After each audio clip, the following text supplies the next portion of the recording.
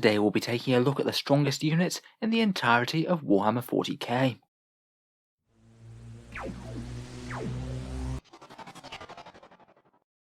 Hello and welcome back to Auspex Tactics, where today we're taking on a bit of a massive subject, where we're trying to pin down some of the strongest units in the entire Warhammer 40k game. We're going to go through the top 10 most powerful units as voted by you, and also a bunch of my other picks that didn't make the list, but I think still certainly need to be talked about.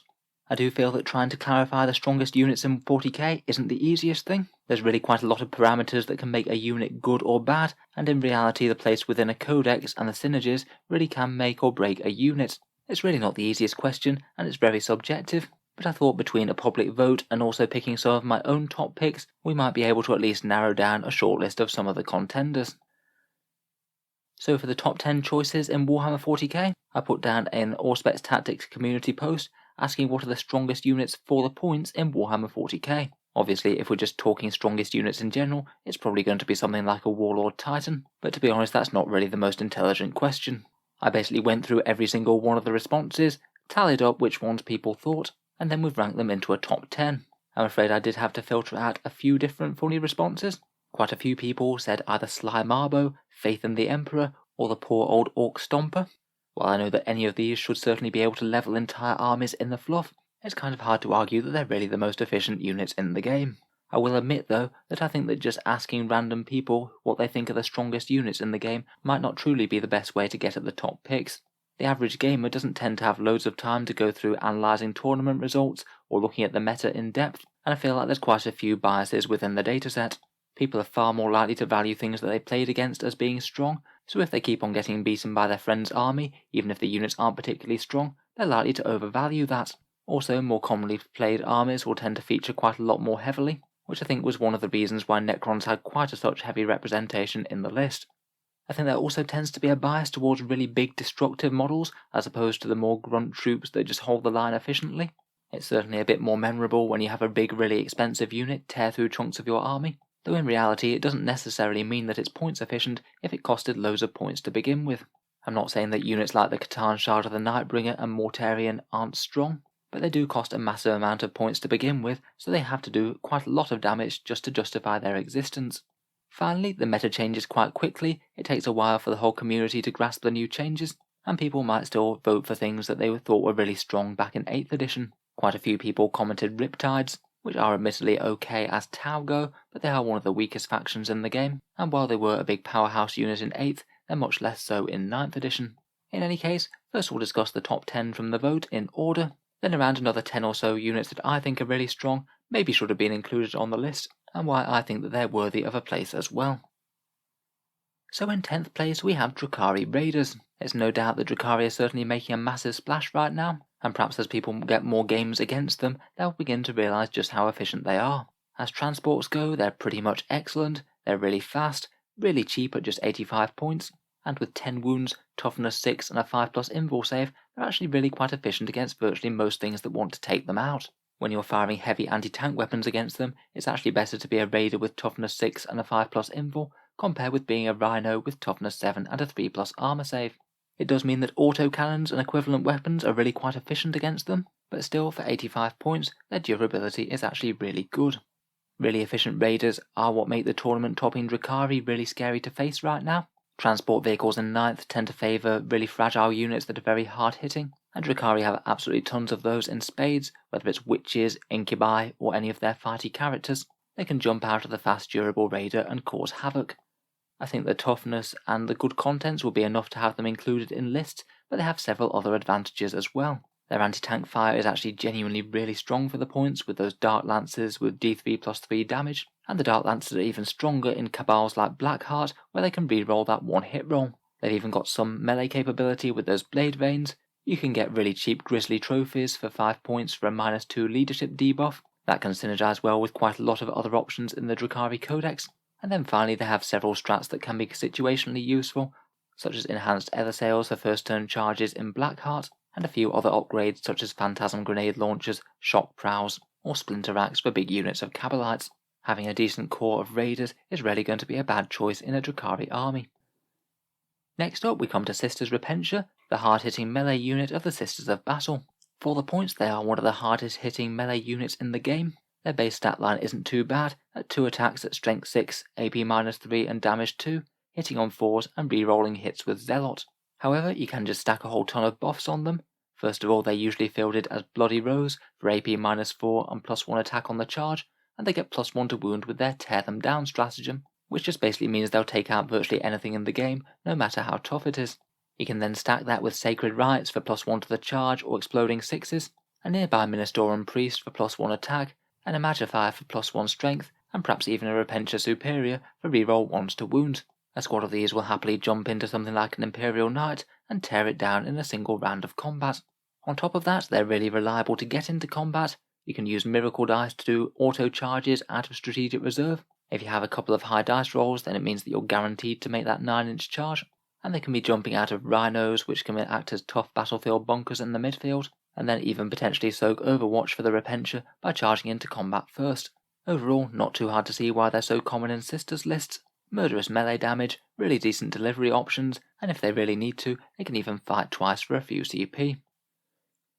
8th on the list, we have the Necron Scarab Swarms at 15 points per model.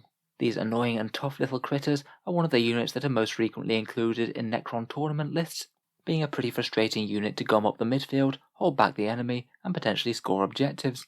They get 4 toughness 3 wounds for that 15 points, which means in terms of wounds for points, they're one of the best models in all of 40k, and that means that both anti-tank and anti-infantry weapons aren't particularly effective against them.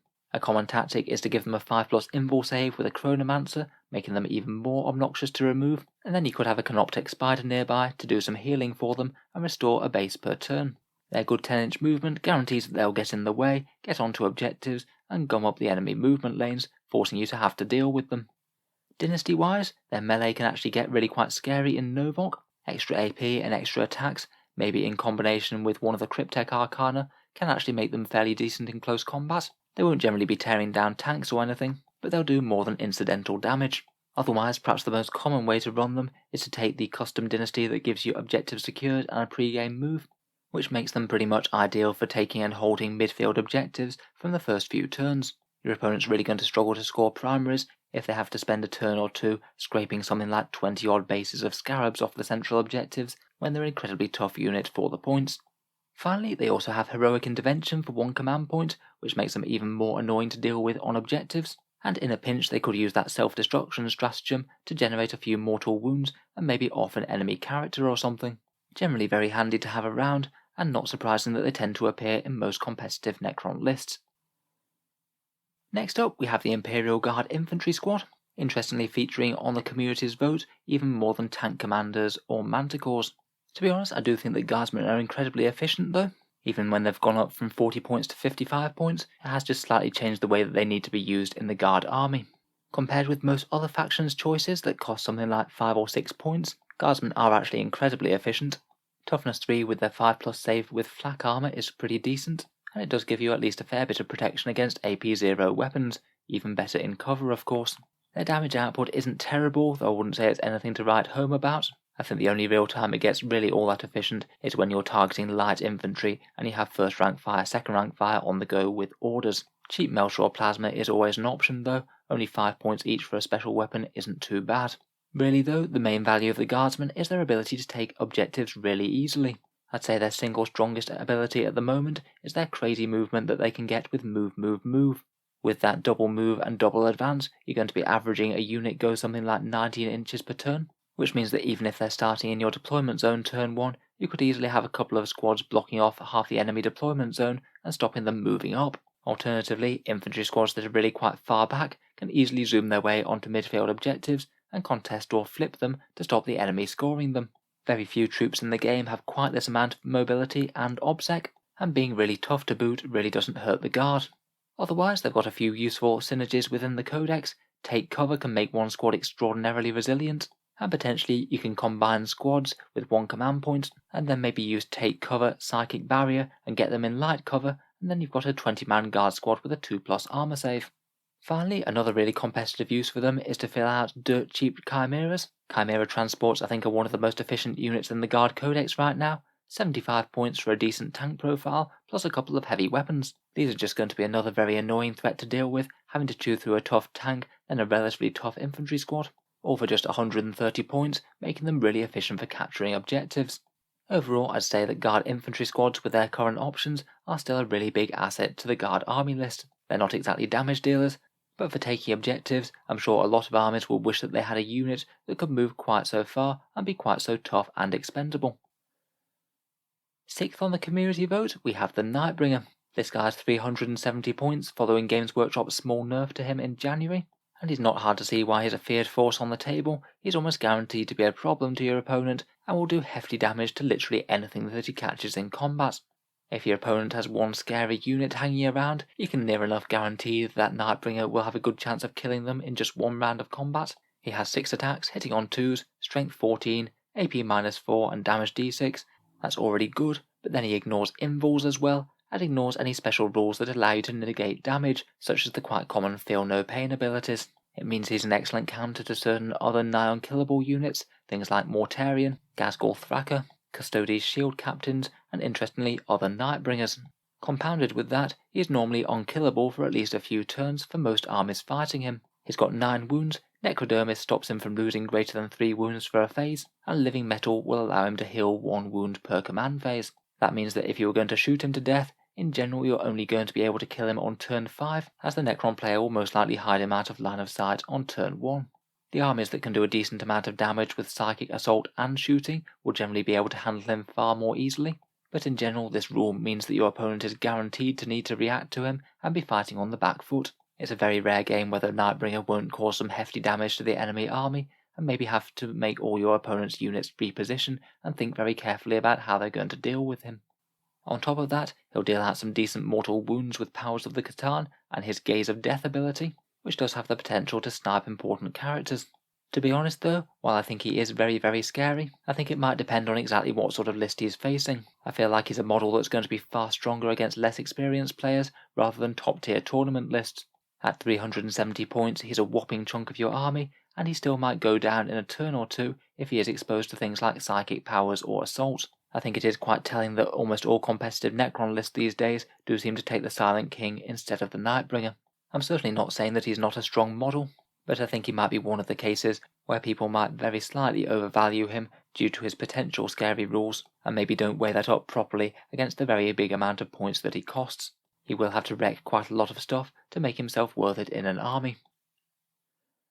Next up, we stick with the Necron theme, and the 5th voted choice was Necron Warriors at 13 points per model. Again, with the Necron's famed durability, they're pretty much a counterpart to Scarabs, in another unit that can just tank a whole load of enemy fire while slogging their way towards objectives. Compared with the Scarabs though, they can actually pack a bit of a punch in their own right as well. The average warrior has toughness 4 and a 4+ save, and they get to have reanimation protocols to come back on a 5+ when they die, and also re-rolling 1s because they're warriors. You can stack that with a 5+ invul save from a Chronomancer again, who can potentially also have the Cryptek Arcana to make one squad always in cover. A 3+ armor, 5+ invul, and returning on 5s means that the unit will laugh off a load of damage. On top of that, it's really easy indeed to repair them and get more models back in the unit. You can restore Necron Warriors either via the Ghost Arc, regenerate a ton with the Resurrection Orb or the Orb of Eternity, or maybe even have Technomancer repairs to restore a few models. If your opponent doesn't manage to destroy the entire 20-man unit, they could be in for a bad time. Finally, they can pack a decent punch in damage dealing as well. Gauss Reapers with their strength 5 and decent AP are pretty good when you can deliver them, and there are a couple of easy ways to get them in range, either with a fairly swift Ghost Arc which also packs its own damage output, or by jumping them across the board with a Veil of Darkness. On top of that, they have good synergy with the Mefrit or Novault dynasty, each of which amp up their damage, both at range and in melee respectively. Novault warriors can do a surprising amount in close combat between their innate dynastic code and their stratagem. Overall, a very solid troops choice, and it's a rare Necron list that doesn't include them. Voted in 4th place for the strongest units in 40k, we come to the Poxwalkers. They're ridiculously cheap at 5 points per model, and compared with the other units that are the same points cost, things like Conscripts, Brimstone Horrors, or Gretchen, they're just ridiculously durable. Toughness 4 is really solid for that, and a 6+ Feel No Pain 2, even if they don't get an armor save. And Fearless is pretty great for a Horde type unit, as it means that you're not going to be suffering more casualties to morale. They're just really efficient for the points being this dirt cheap. They have objectives secured, and they have plenty of ways to restore models to the unit, including healing them with a stratagem. or actually getting a few melee kills, which can add poxwalkers to the unit as they resurrect the enemy dead. For a unit that's so durable, I really wouldn't be expecting them to do all that much damage, but poxwalkers are actually surprisingly efficient. That -1 toughness aura from Contagions of Nurgle actually make their 2 strength 3 attacks actually not too bad. They're hardly going to be damage all-stars in combat, but with decent weight of numbers, you'll stack saves even on things like Space Marines. To be honest though, this pales in comparison compared with their stratagem. Their Virulent Strain stratagem for 1 command point allows every hit roll of a 6 to cause a mortal wound, although it does cause mortal wounds to the own squad on 1s. Against any kind of elite infantry, even with a small squad, it's usually going to be a pretty efficient trade-out. But what really takes this to the next level is when you combine it with the Harbinger's stratagem, which allows them to reroll hit rolls, and with that crazy combo for 2 CP, a 20-man squad of poxwalkers will average a crazy 12 mortal wounds on the enemy. That's just an insane amount of damage against anything. That's a dead battle tank, 12 dead horde models, or even killing something like 4 Blade Guard veterans or Death Guard Terminators. Recently, they've also acquired the option of being fielded in the Terminus Est Assault Force, that specialist detachment from the Charadon book that forces them to be Harbingers so they'll get that massive damage combo. But also you can spend a command point to allow them to move exceptionally fast across the board, and there's a further stratagem to allow you to regenerate depleted squads and have them turn up on the side with a whole bunch more poxwalkers restored. Between all this, I'd certainly agree that poxwalkers are ridiculously efficient for their points, and in hindsight it might have been a good thing that Games Workshop limited their numbers a bit. You can only take 1 unit per core Death Guard infantry choice in the book, otherwise I'd have absolutely no doubt that we'll be seeing lists with 250 plus zombies in them. In third place we come to one of the boogeymen of 9th edition in the Eradicators. I think that the melter rifles of these guys have certainly blasted a massive wound in the consciousness of the community. They're not going to lose their reputation as one of the strongest units anytime soon. They have been nerfed a little bit in that January points rebalancing. They went to 45 points from 40, but they still remain some very efficient anti-tank. 2 melter shots per model at 24 inches great, plus 2 damage when they're within 12, and the one that's upgraded to a multi-melter is just a crazily efficient model, a 55 point marine that puts out no less than 4 melter shots. I'd say they're certainly efficient enough to include in most chapters, though salamanders will certainly make them stronger, plus 1 to wound with their melter weapons, plus that single wound reroll with a very powerful shot certainly stacks loads of damage, and Vulcan might be able to help out too. Usually when you get this crazy sort of damage output on a unit, they tend to be fairly fragile, but to be honest, Eradicators really aren't that easy to kill. Within the Space Marine range, I'd say they're fairly middling. Not as tough as some units like Blade Guard or Heavy Intercessors, but not absolutely terrible either. If you invest a little bit, they can be much harder to remove, with things like an Apothecary giving them heals or standing them up, or making good use of transhuman physiology.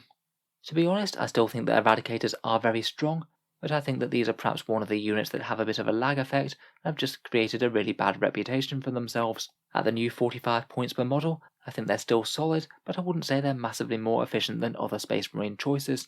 As I've talked about in a previous video, actually attack bikes do seem to be the stronger anti-tank choice than Eradicators right now. Feel free to search my attack bikes and Eradicators video if you'd like to see more, but they basically have a fairly similar damage output, masses more mobility, a few bolter shots, and work really well in some of the top tier Space Marine armies such as Dark Angels. Don't get me wrong, I think that Eradicators are still very strong. I'm just not sure that they really deserve to be third on the list any more than say maybe Blade Guard or attack bikes might do.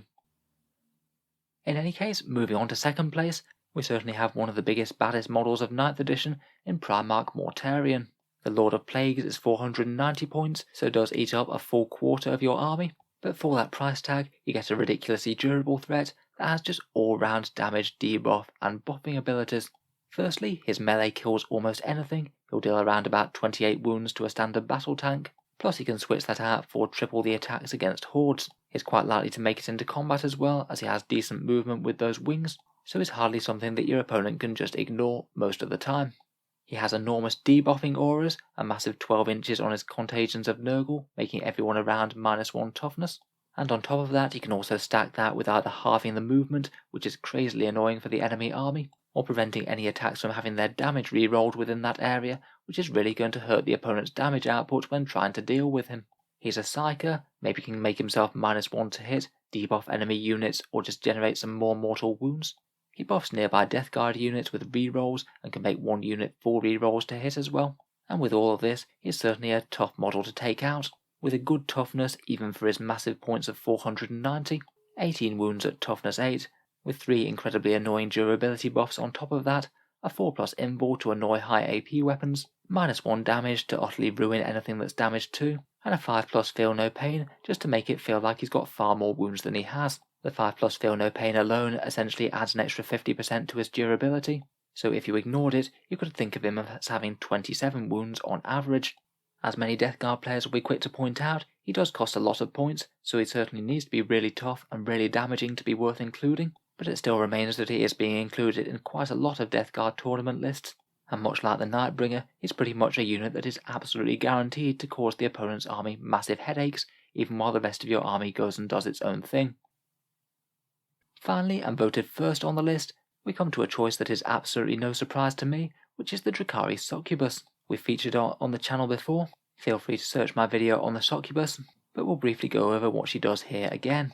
She is a 60-point fragile melee character that if she gets targeted will die easily, but to be honest that doesn't really matter, as whenever she makes contact with the enemy, she's quite likely to kill far more than her points. There are a ton of different warlord traits and relics that you can field with her, all of which are very efficient, but currently the single most broken combo that's likely to get nerfed is the combination of Razor Flails, Grave Lotus, and Competitive Edge that comes out of that Cult of Strife supplement in Warzone Charadon.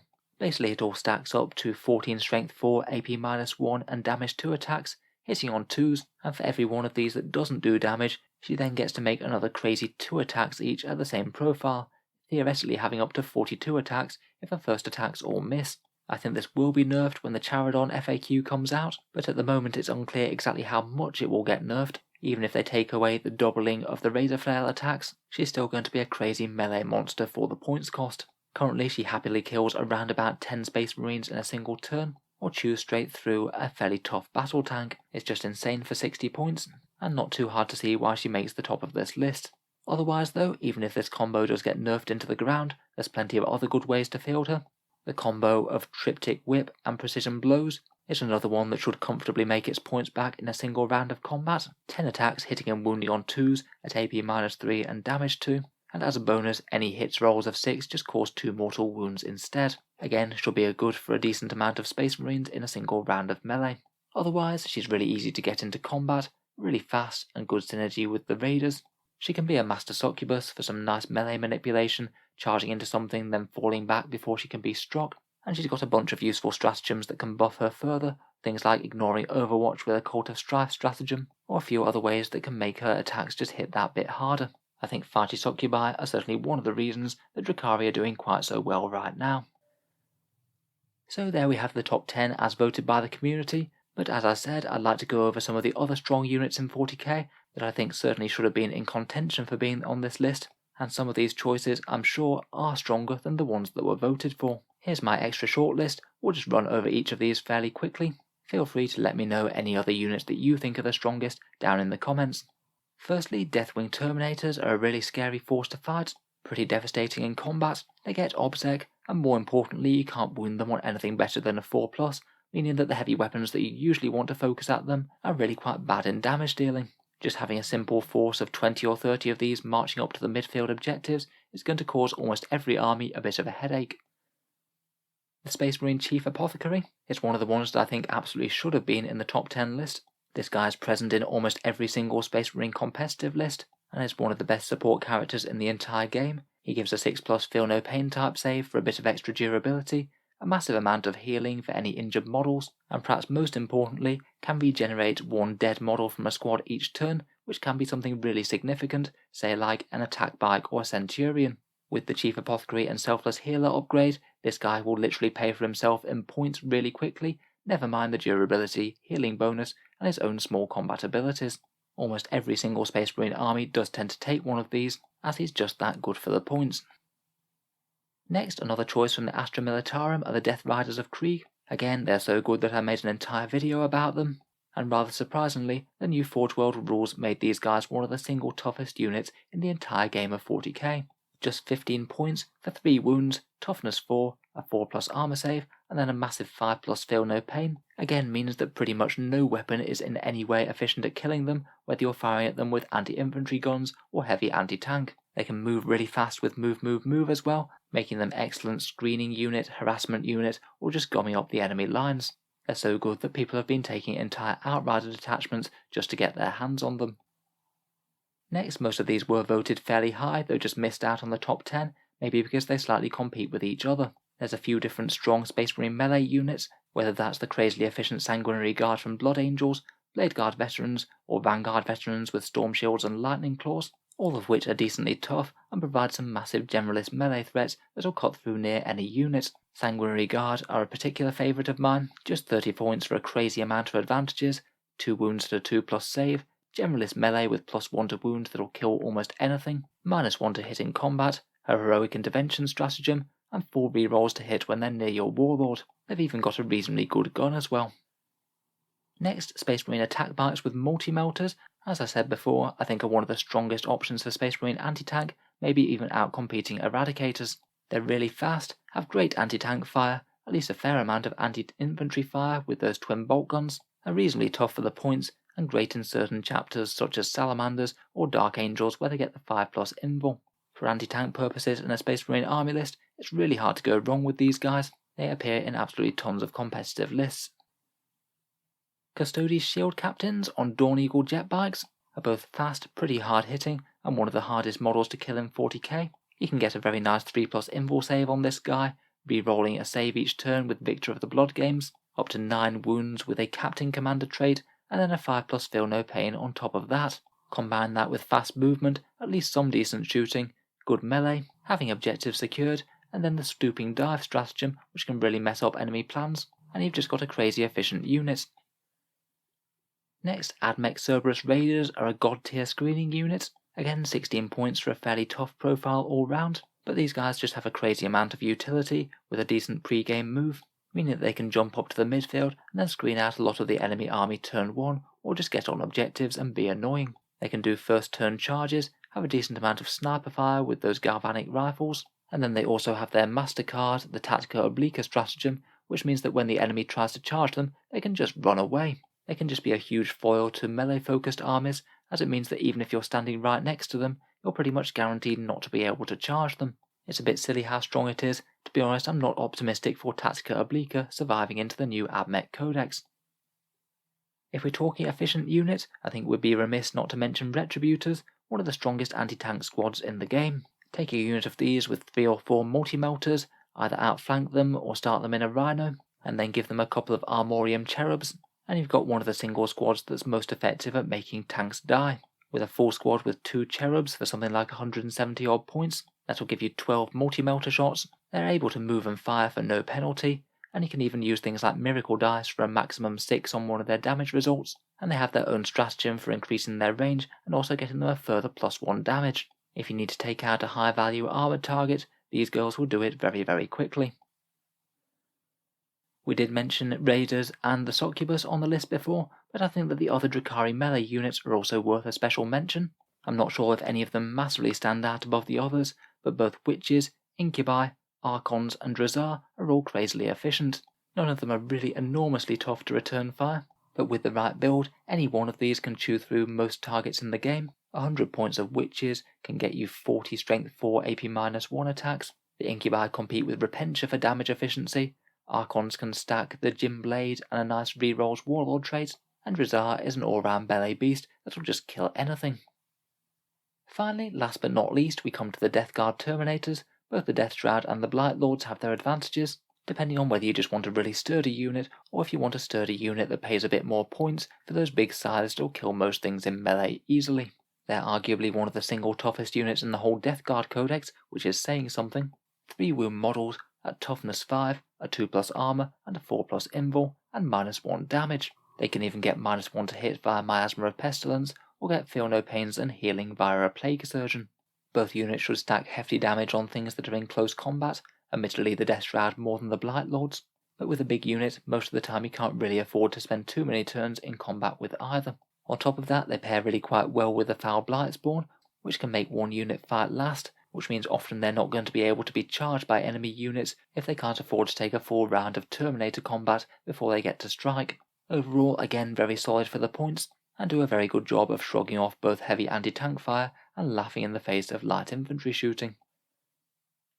So anyway, that brings us both to the end of the community list and my own picks. I hope you've enjoyed a bit of a tour through some of the strongest options in Warhammer 40k and why I think they're so good. Obviously, with the crazy scope of this game, there's plenty more decent options out there. I'm certainly not saying that anything I've not included isn't good. If you think I've missed anything major, please let me know down in the comments below and why you think it's so great. If you've enjoyed the video, then feel free to subscribe to Auspex Tactics, where I'll certainly keep these videos coming, with new content coming out just about every day. Finally, if you are enjoying all the videos on the channel and you'd like to help support, I would like to mention the channel's Patreon page, which is down in the video description below. Making all this content does take a crazy amount of time, particularly quite in-depth comparison videos such as this one. If you are enjoying a lot and would like to help support, any donations on the Patreon are absolutely massively appreciated. If you are interested, you do get a few rewards for being part of the Patreon page. You get to see certain videos early each week, there's regular votes to influence what comes next on the channel, and you get automatic entry to the regular prize giveaways with a chance to win some big model kits each month. If any of that sounds good to you, or you'd just like to help support, then the link is down in the video description below. In any case, a massive thank you for listening, and I'll hope to see you guys next time.